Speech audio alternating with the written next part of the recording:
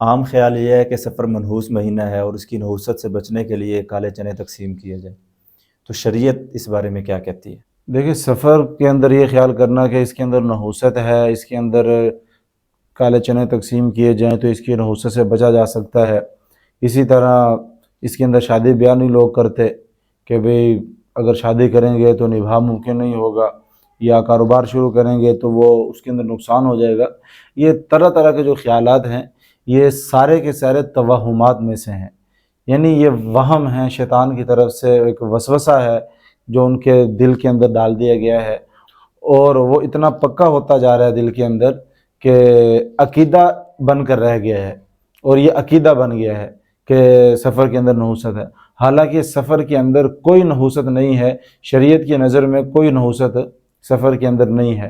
اور جو لوگ یہ سمجھتے ہیں کہ اس کے اندر نحوست ہے، اگر ان سے پوچھا جائے کہ بھئی آپ کے پاس کیا دلیل ہے کہ بھئی نحوست ہے اس کے اندر، تو ان کے پاس کوئی دلیل نہیں ہے سوائے اس بات کے کہ ہم نے اپنے بڑوں سے سنا ہے، بچپن سے سنتے آ رہے ہیں، سب سے سنا ہے، بس یہ باتیں ہیں جو کہ دلیل نہیں ہے۔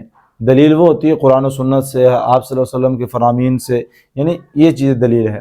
تو ان کے پاس کوئی آپ صلی اللہ علیہ وسلم کی حدیث نہیں ہے، کوئی قرآن کی آیت نہیں ہے، یہ بس کہا نا کہ بھئی بس پرانے لوگوں کی جو باتیں ہیں کہ بھئی ہم نے اپنے بڑوں سے سنا ہے، تو یہی دلیل ہے ان کے پاس۔ وگرنہ آپ صلی اللہ علیہ وسلم کا پاک ارشاد ہے کہ اگر نحوست کسی چیز میں ہوتی تو 3 چیزوں میں ہوتی، گھوڑے کے اندر ہوتی، عورت کے اندر ہوتی اور گھر کے اندر ہوتی، اور ان تینوں چیزوں کے اندر نحوست نہیں ہے۔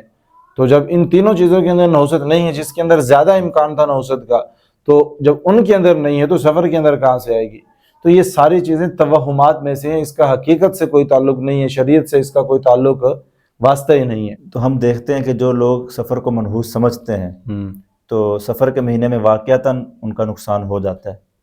دیکھیں، بندہ جیسا گمان کرتا ہے اللہ تعالیٰ کے ساتھ، ویسا ہی معاملہ اللہ تعالیٰ بندے کے ساتھ کرتے ہیں۔ یہ تو حدیث قدسی ہے، بڑی مشہور ہے کہ اللہ رب العزت خود فرماتے ہیں کہ انا عند ظنی عبدی، کہ میں بندے کے گمان کے مطابق فیصلہ کرتا ہوں، معاملہ کرتا ہوں، جیسا بندہ مجھ سے امید رکھتا ہے میں ویسے معاملہ کر دیتا ہوں۔ تو جو لوگ اس کو منحوس سمجھتے ہیں تو ان کے دل میں کھٹکا لگا رہتا ہے کہ نقصان ہو جائے گا، نقصان ہو جائے گا، تو اللہ تعالیٰ کہتے ہیں اچھا تم نے مجھ سے نقصان کی امید لگا رکھی ہے تو چلو میں کر دیتا ہوں نقصان، تو نقصان ہو جاتا ہے۔ اور جو لوگ اللہ سے اچھی امید رکھتے ہیں اس مہینے کے اندر، تو اللہ رب العزت ان کو اچھا صلہ عطا فرماتے ہیں، امید کے مطابق معاملہ فرما دیتے ہیں۔ کاروبار کے اندر نقصان ہو جانا یا طلاق کا واقع ہو جانا، تو اس کا سفر سے کوئی تعلق نہیں ہے۔ اب جتنے بھی لوگ کاروبار شروع کرتے ہیں اور ان کو نقصان ہوتا ہے، تو کیا انہوں نے سفر کے اندر شروع کیا ہوتا ہے جس کی وجہ سے ان کو نقصان ہوا ہے؟ یہ جتنی بھی طلاقیں واقع ہو رہی ہیں یہ سب نے سفر کے اندر شادی کی تھی، اس وجہ سے طلاق ہوئی ہے ان کو۔ بھئی طلاق کا ہونا یا نہ ہونا یہ میاں بیوی کے آپس کے مزاج کے اندر ہوتا ہے، کہ مزاج نہیں ملا،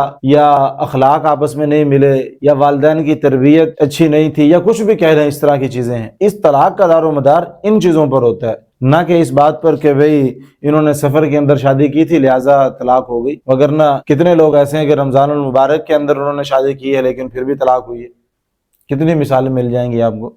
یہ سفر کی نحوست نہیں ہے، بلکہ یہ بندے کا اللہ رب العزت سے گمان ہے، یہ اس کا نتیجہ ہوتا ہے کہ نقصان ہو جاتا ہے، طلاق واقع ہو جاتی ہے، یا کچھ بھی ہو جاتا ہے، تو یہ بندے کے گمان جو بندہ اللہ سے کرتا ہے یہ اس کا نتیجہ ہے۔ باقی نقصان کا ہو جانا یا طلاق کا واقع ہو جانا اس کا سفر کے ساتھ کوئی تعلق نہیں ہے، بلکہ اللہ کے گمان کے ساتھ اس کا تعلق ہے کہ اس نے اللہ سے جیسا گمان کیا تھا ویسا اس کے ساتھ ہو گیا۔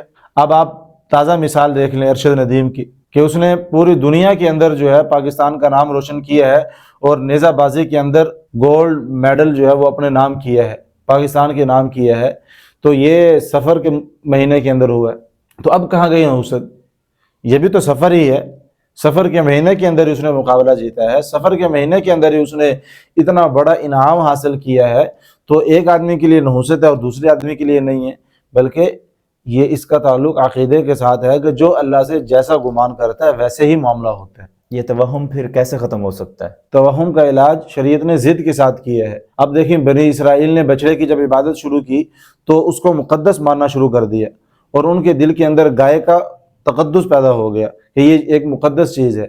تو اللہ رب العزت نے اس کا علاج ضد سے کیا کہ گائے کے گلے پر کیا چلاؤ؟ چھری چلاؤ۔ اب یہ ضد سے علاج ہو رہا ہے۔ یہ دراصل گائے کی گردن پر چھری نہیں ہے، بلکہ یہ جو ان کا غلط عقیدہ ہے اس پر چھری چلوائی ہے اللہ رب العزت نے۔ تو انہیں ضد سے اس کا علاج کیا اللہ رب العزت نے۔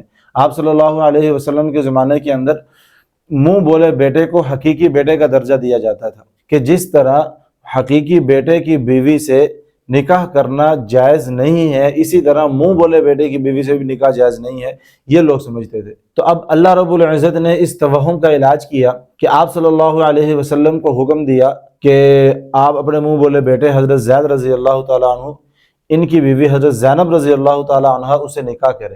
اب آپ صلی اللہ علیہ وسلم کا نکاح کروا کر اللہ رب العزت نے اس توہم کا علاج کیا۔